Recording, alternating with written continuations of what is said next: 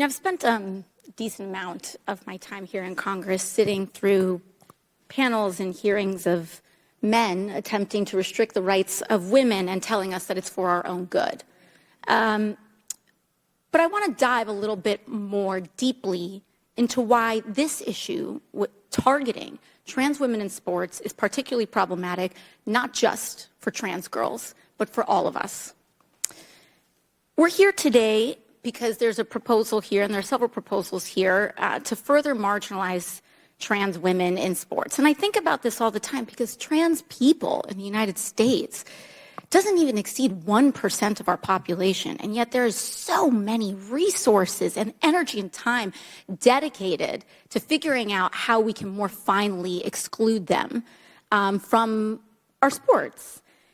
And I thought, why so much effort and dedication on such a tiny portion of the U.S. population when there virtually is no major issue that is precipitating? And I started to realize that a lot of these proposals here involve invasion of privacy of all women.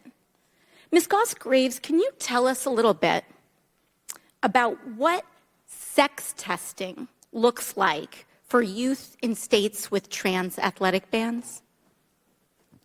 It's terrible. In some states, any individual could challenge whether someone is a girl enough to play. In some states, it requires actual genital verification, which is shocking.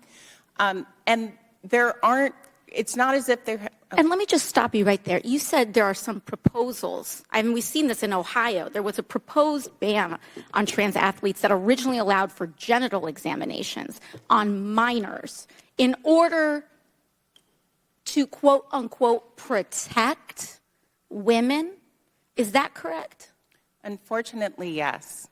And so we're seeing here, in this guise, under the guise of not only trying to further marginalize trans women and girls, we are talking about opening up all women and girls to genital examinations when they are underage. That's right.